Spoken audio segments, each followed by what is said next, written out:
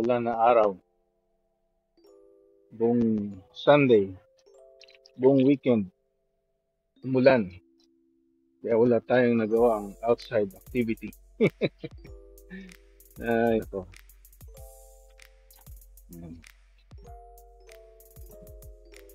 Maganda pag summer talaga. Pero okay lang yan dahil iwas forest fire. Pero plano ko sana mag-bike pero hindi ako nakapag-bike. So, next time na lang. Yan, gano tayo dito. Ice cream, kahit umuulan. Meron pa tayong yung coupon. Hindi naman binigay ng Canada Day. Ng Goat 94.3. Yan, yung radio station na rock radio station dito. 4 yung binigay niya. Kaya 4 kami nun. Tama. 3 na gamit na. Ito yung last. Gamitin ko sana sa Ontario yun Kaso nakalagay doon, North BC lang pala. Nandiyabe. Kala ko sa lahat ng McDonald's. Ayan. So, no tayo ng iced coffee. Kaya naman ito ng libre ang kinuha natin. No ice. Kasi lugi ka pag may ice sa iced coffee. Malamig na naman yun. Tapos titikman mo syempre yung may oat. Pinili ko yung may oat. Tapos tinespread natin to. Hindi tayo nakapag-bike ngayon. Yan. So, bukas, pasok na naman. Dreaded day pag Monday. Hirap bumangon pagka Monday. Kasi nasanay ka, 2 araw, medyo nag-isilipin ka. Ngayon, Monday yan. Papasok ko na. But we're grateful that we have a job. Yan. Hindi ako nagre-reklamo. Wala na magandang panahon. Ngayon, maulan. Bukas is sana wag umulan.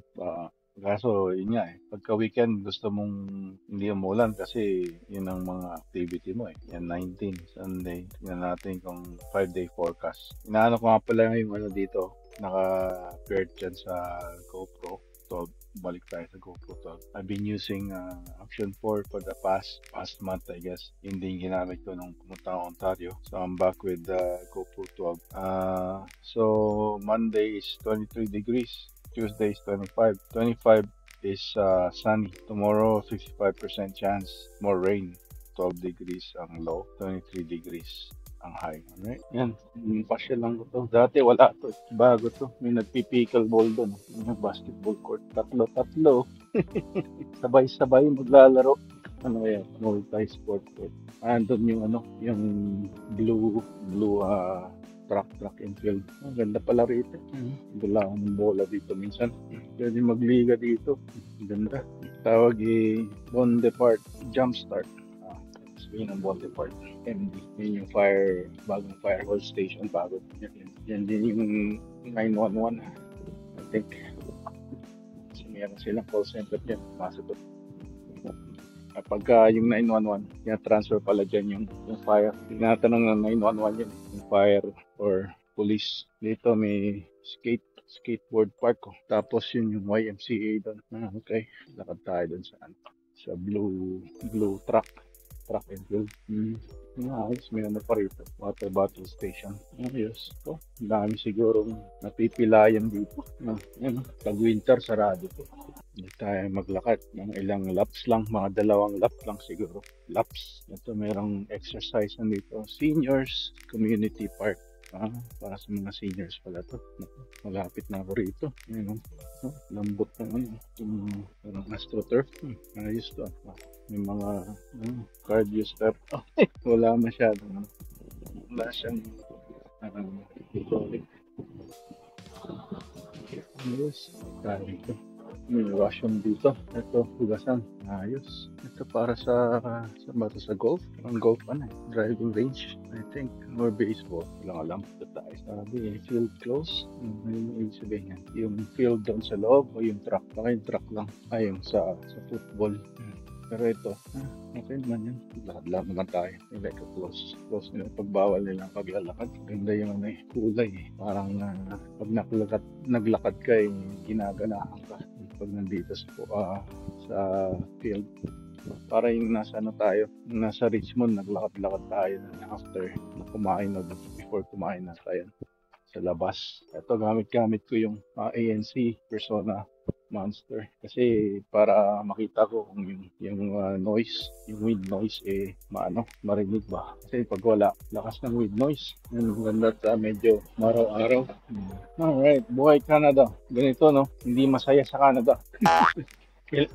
Kailangan gumawa ka ng ways para maging masaya ka. Siguro nung lumalaki ako, yeah. Masaya, excited nung umalis ng Pilipinas, high school graduate, yan at ano naman nung punta kami rito PR na galing sa US na permanent residence sana namin is sa Switzerland. Ang nangyari sa airpot anim kami yung kakapatid, di ba? So we have to go to the international school para mag-aral napakamahal dahil anim nga kami. So kasi yung public school doon libre, kaso French, mawawalan kami ng tawag nito. Wala kaming French, alam na French. So nag-decide ang dad ko na mag-international student kami sa US. Napagdaanan ko rin ng pagiging international student. And then for 5 years, doon kami. Nagustuhan ko na doon Nakapag-adjust na ako and everything, mga kaibigan na. And then my dad decided to move to Canada as there is a free healthcare. And so, ang naisip ko, I was maybe, I don't know, ano naman ako, I was 21 I think, 16, umalis sa Pilipinas, 16, 17, 19, 21, yeah, so 21. So I was going to maybe join the Navy para doon na lang magstay, but everybody's going here, right?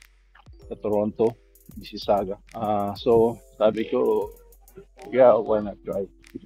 Open naman ako, but I was inquiring sa Navy, Army para mag-join. Para if you decide to join the armed forces there sa US, they can get you a permanent resident or alien card, green card. So hindi ko nagawa yun. Siguro yun sa mga isang, it's not a regret, it's just what ifs, right? Yun lang. So so I was here since 92 and then till now. And then I'm thinking, with all this tariffs and everything, what if if I'm in the States, will I be able to think about these problems na sa mga Canadians laging binabanggit ang Trump tariffs, elbows up, no? So I don't know kung if it's the right choice. But that was dami naman nangyari in between, right? So I'm just thinking now na what ifs, right? Ang isa pang deterrent para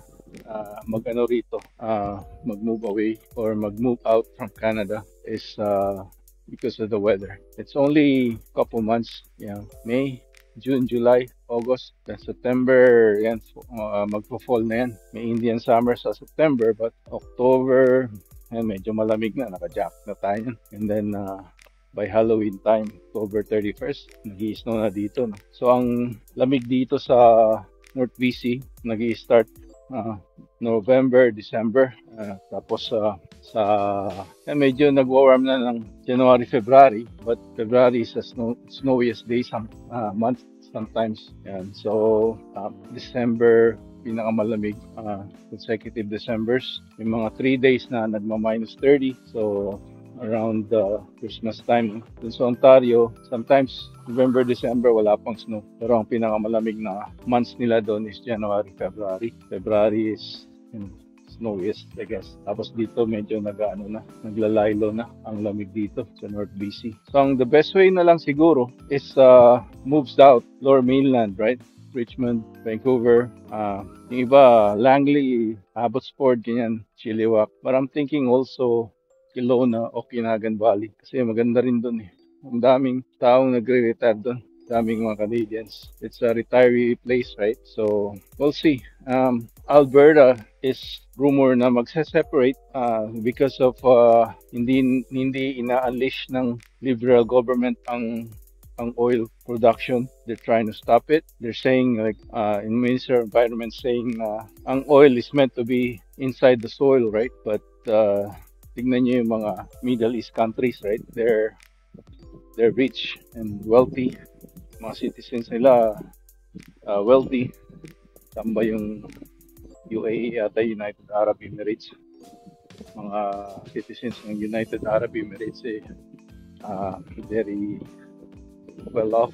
So, yung mga Pinay, umalis sa bansa natin para magtrabaho sa mga bansang yon. Ngayon, nasa Canada rin. Isa rin ito sa pinaka-mithi ng mga Pinoy-Pinay na magtrabaho sa Canada. Uh, but may influx ng immigration right now. It's too much immigration. Hindi masyado in-adjust dun sa housing infrastructure ng Canada. Masyadong napabilis ang immigration. So, it has to be a controlled immigration. Payag ako sa immigration. Huwag lang yung masyadong mataas ang pagdating. Kasi almost 1 million in 1 year after ng COVID pandemic, the next year parang binake up nila yung hindi pumunta ng pandemic. So it's like over 1 million people na nagpunta rito sa Canada. Yun, at yun ano yung kaya mga kumpanya gusto naman yun ng mga corporation dahil mas maraming workers na magko-compete para sa job, right? So the wages are getting suppressed and yung sa mga private companies.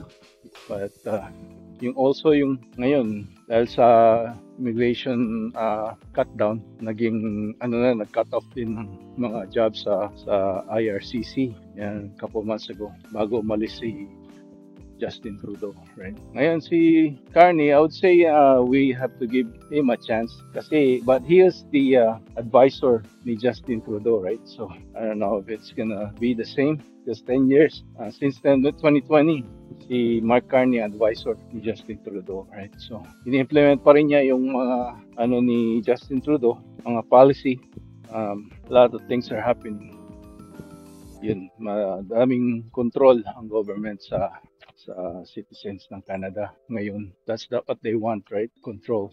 Kaya it's like divide and conquer, in-inclusion yung mga iba-ibang lahi, kanya-kanyang hindi kagaya ng unity na noon na parang pagka immigrant ka, mag-assimilate ka sa custom ng Canadian, right? But now they're allowing everybody to have the inclusion sa own group nila, community, which is good in some way, may pros and cons. But the thing is, ginagawa nila yon for control dahil divide and conquer, right? So hindi nag-unite ang lahat and everybody's having their own group. So yun, may control ang government noon. Gusto nila yon. Healthcare, yan, di naman parang nagagamot ang mga Canadians may control ang pharma at mga doctors to give them lots of medicines, pills.